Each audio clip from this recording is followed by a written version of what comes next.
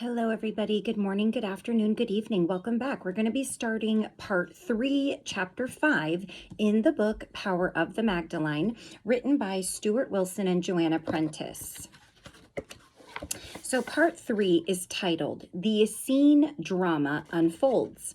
And then we start out with a little bit of what one of the authors, Stuart Wilson, calls a morning attunement inspired by the Essene communions.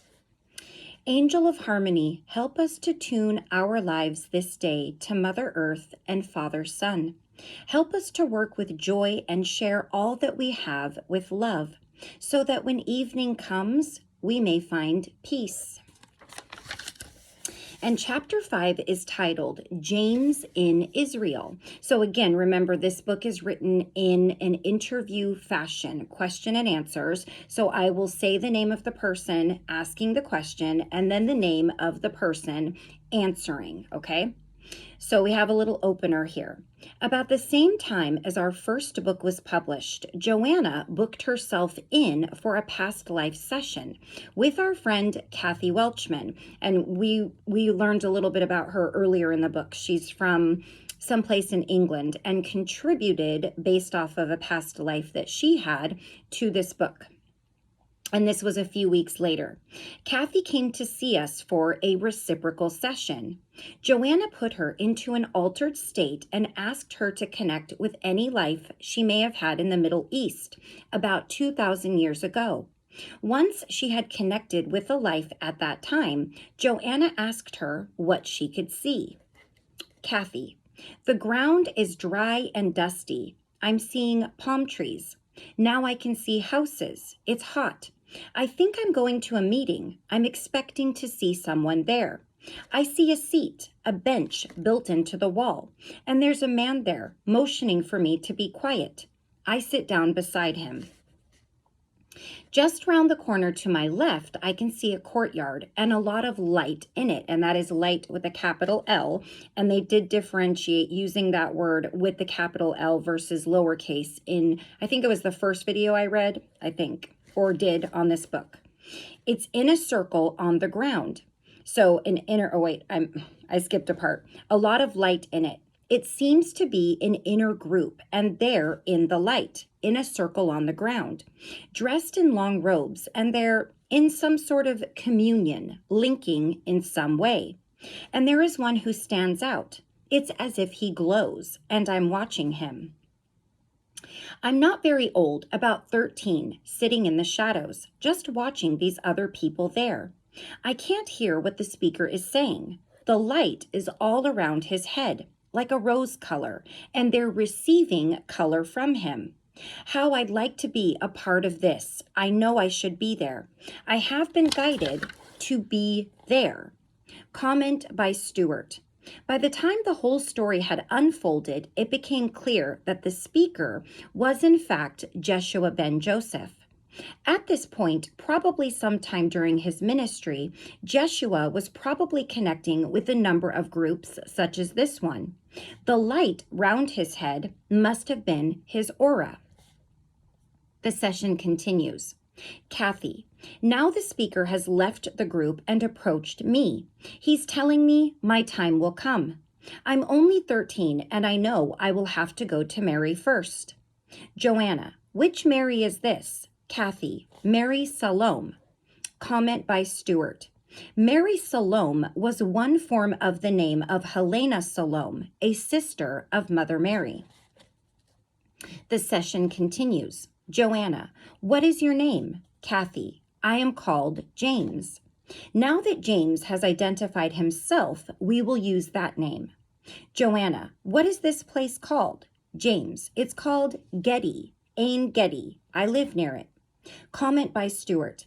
Ein Gedi was one of the southern group of Essene communities, which was identified in chapter 6 of the Essenes, Children of the Light. The session continues, and we also do have a map. And down here somewhere is Ein Gedi, right here. Oop, I think that's it right there, Ein Gedi. Yes, so we have a map of, it looks like Tel Aviv, Jerusalem, Gaza, Hebron, Qumran, and then Ein Gedi all the way down here at the bottom part. All right. James, I don't know much about what happens there. I visit sometimes. I know Jeshua goes there sometimes. I listen to my guide so I can go when he visits. I have been guided to go there since I was very young. Joanna, how do your parents feel about you coming to this place? James, they know it's something special. If they can't find me, they know I've gone there. My parents are kind. They give me much freedom and allow me to use my gifts. Joanna, could you tell me about your gifts? James, I see lights around people, and I know who is safe and who is not, who is dangerous. Comment by Stuart. I think James is referring here to the aura, the energy field around the head and body of every human being. Anyone who can see auras and is skilled enough in reading them can tell a good deal about the consciousness of a person by the arrangement and movements of colors within the auric field. And it is said that even though there's a lot of people that say they can do this, it's actually very, very hard to read an aura because you really have to let go of a lot of your ego. And if you misread an aura and give somebody that information based off of how they're feeling right at that moment, because our auras change and they're usually never just one color, it can be very detrimental. And I read about the human aura in detail and beyond on one of my books on my playlist. It's called The Human Aura.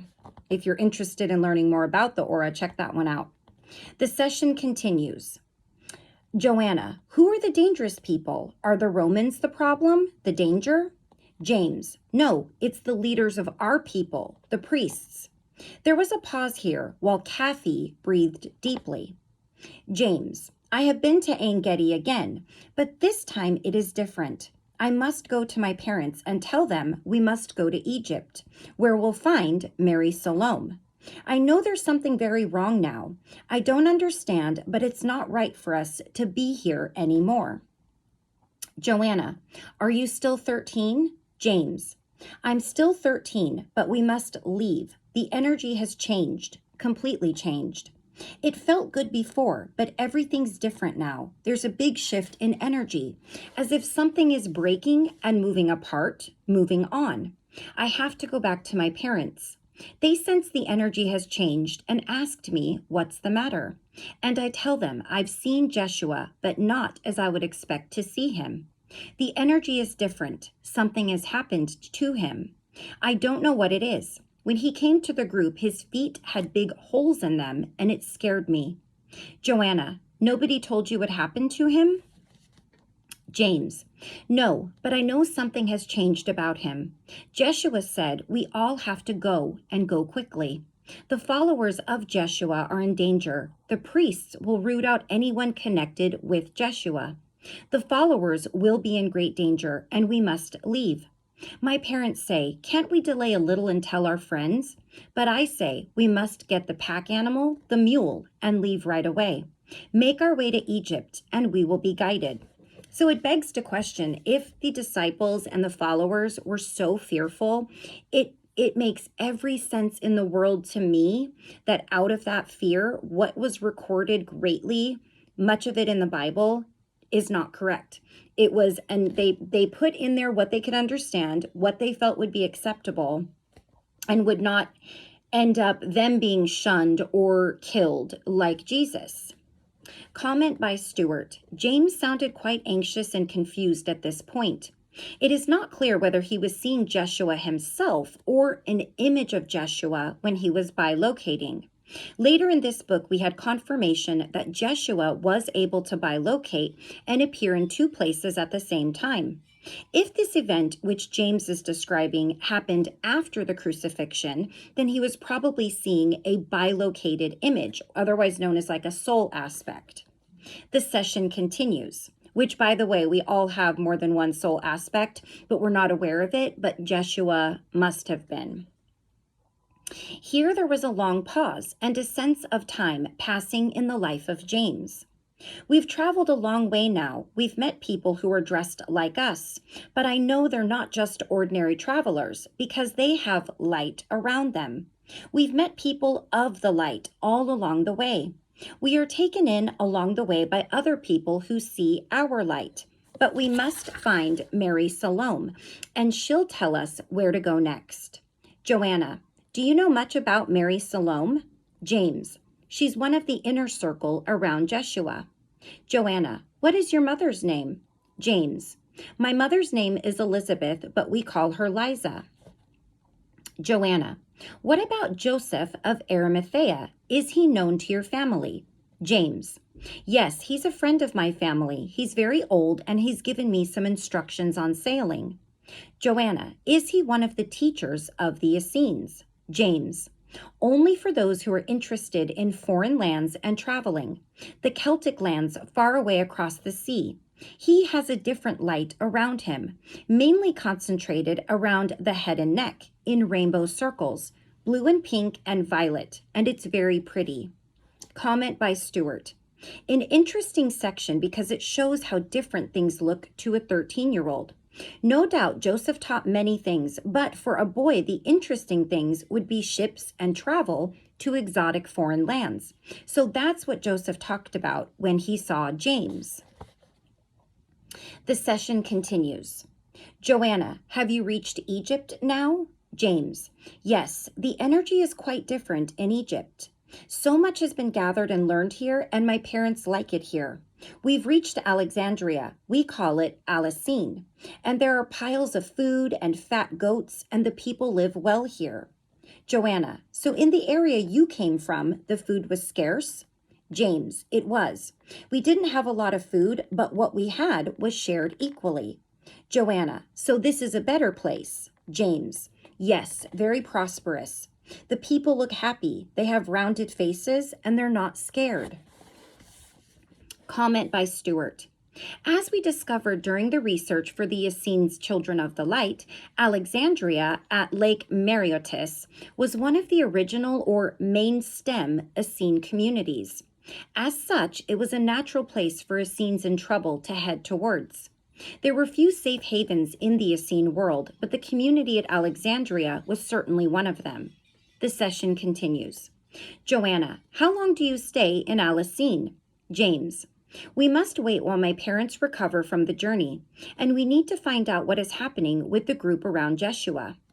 Joanna, when you were younger, were you able to spend some time with Jeshua? James, yes, he knew my parents and would sometimes come to the house and talk, tell parables, and would talk and then play with the children afterwards.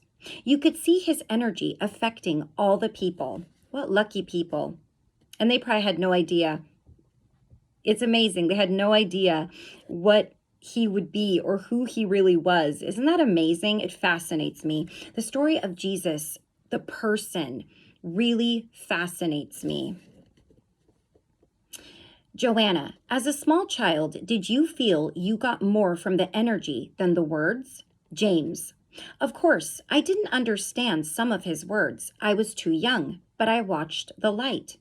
As the people there understood what he was saying, it increased the light all around them. When they absorbed information from Jeshua, it was like a great explosion of light in all directions. And he would also send geometric patterns to people who didn't have the light. There was a special kind of laughter at these meetings, a laughter in the heart. I liked to be with him, and I was so proud to be there. Jeshua would come on his journeys for a rest, but he would never get that rest because people wanted to talk to him. Word would get around that he was there, and the people would come to see him and listen. He had a very soft voice, and you had to be quiet to hear him. It made you calm to hear him. He would have this soft voice when meeting with people and healing their hearts. His hair was sort of wild. Other people made their hair beautiful, combed and held in place. But Jeshua never did anything to his hair. It was almost a mane. It was clean, but it was unbrushed, a kind of brown with copper lights in it. And his eyes were blue and very intense. Very interesting because if you've ever seen images, he looks Middle Eastern with darker skin, dark hair, and dark eyes. I'm Middle Eastern partly. So I see that, and then I've read accounts in Dolores Cannon's books and in other types of literature, and he doesn't look like that. His eyes are blue, his hair is almost like a coppery red, and back then, a lot of people that lived in that area, they weren't dark. People hadn't migrated from other areas with darker skin quite this early on, so it makes sense to me. Joanna, so you're still in Alexandria. Alicine? James, yes. We found out that Mary Salome has been here but has already left. The people we're staying with tell us that Herod was forced to do something to Jeshua. And then there's some sobbing going on. It's too horrible. I don't know exactly what happened, but the priests were behind it. Joanna, yes, Jeshua had some sharp words with them. James, he told them to change their ways. He told them to change, but they wouldn't. Jeshua told us that different times were coming. The priests were afraid they would lose their position and their importance if things changed. Jeshua said the law was symbolic, pointing the way to understanding, but they couldn't grasp that. Joanna, the priests had fixed beliefs. They were into the head, and it's hard for them to feel in the heart. James, that's why the women understood. They intuitively understood that Jeshua was a leader and teacher of change. They understood the energy behind his teaching, if not all his words.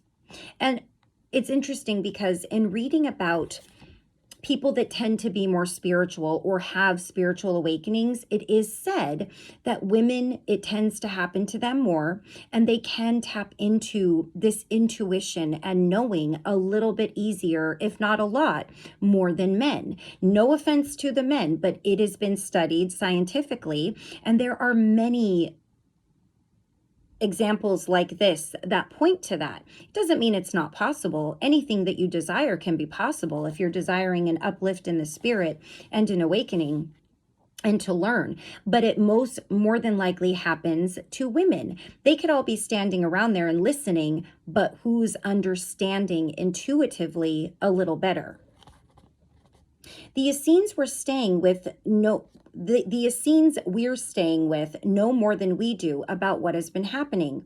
We're made to feel very welcome, but my father is concerned that he has little to give them in exchange for all their hospitality, and he doesn't want us to outstay our welcome. Joanna, does your father practice some craft? James, yes, he's a scribe, very skilled in languages.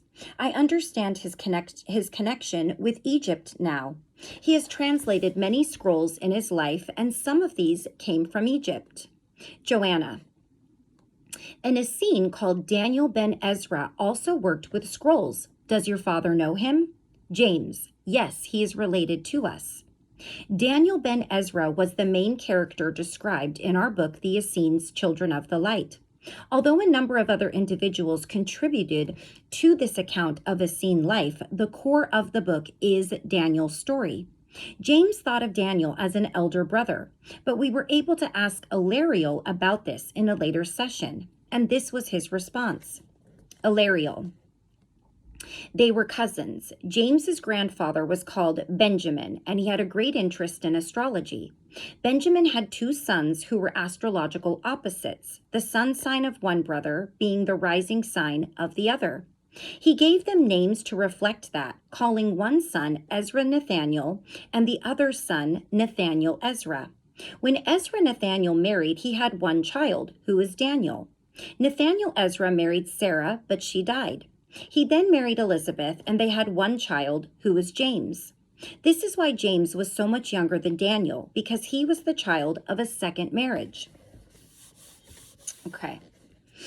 And it's funny because a lot of religions, they look at astrological type things as the devil's work, but the Essenes worked greatly with astrology, the universe, the sun, the moon, the stars, all of the things. When you were born was based off of who you would marry. They would dig very, very deep into astrology to make many of their decisions. Comment by Stuart. From this, it is clear. Oh, I already read that. Okay. The session continues. James, I don't know where he is now. We haven't heard from him. Daniel is much older than I am, but he often came to see us. I told him about the light I see around people.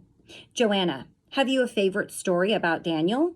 James, the children liked Daniel and used to pull at his robes.